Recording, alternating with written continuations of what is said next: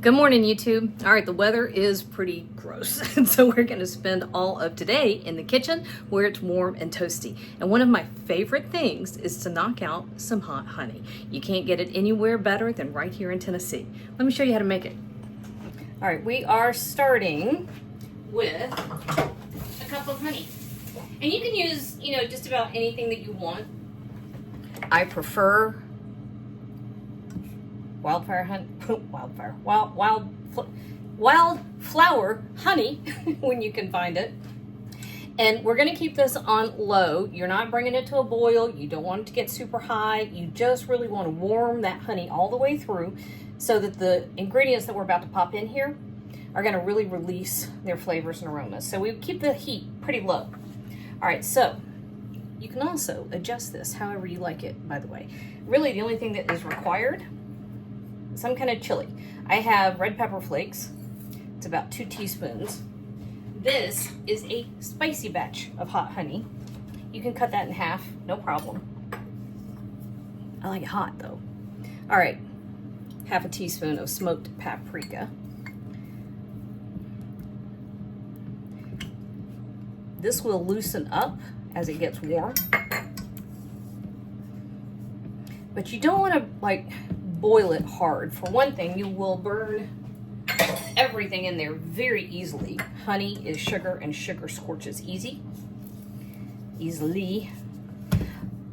But you also can kind of destroy some of the compounds that are in honey that make it taste so delicious and unctuous and perfect. All right, so orange peel, just a little bit. You just take a potato peeler. I stripped him. So that's going to go in there.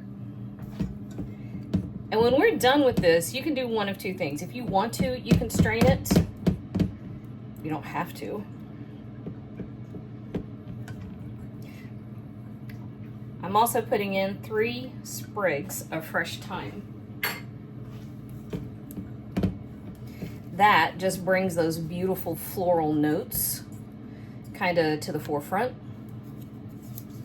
You can add a pinch of garlic, crushed garlic if you want to, but be careful, then you'll turn the corner into, I think, too much of a savory deal.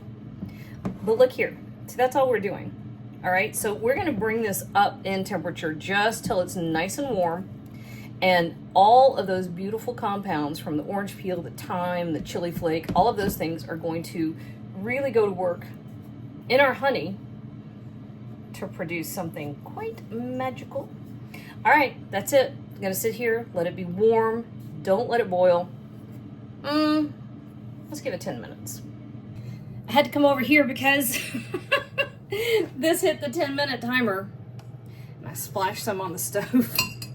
So now I have like a burnt sugar, bad candy thing happening on my stove. All right, so we are simply taking this off the heat. And I'm running it through a strainer. Like I said, you don't have to strain it. And depending on what you add in here, sometimes you may not want to because it's kind of pretty.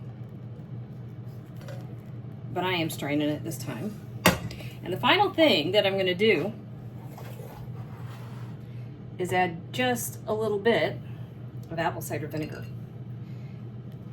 It puts that beautiful punchy tang.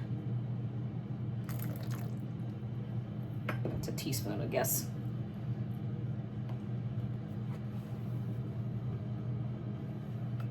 There we go. All right. Now that's hot. So I apparently, can't learn my lesson. And this is the best stuff. Oh, snap. That's perfect, y'all. Tell you this, if you want anything done at my house, making hot honey is like a summoning spell for Bladen. Surprised he hasn't popped right back in the door yet. But this is destined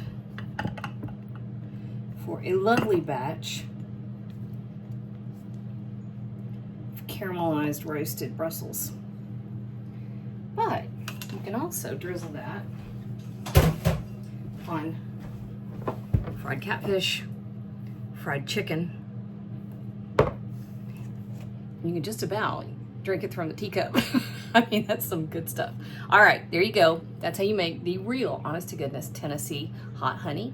Now, let's go cook with it.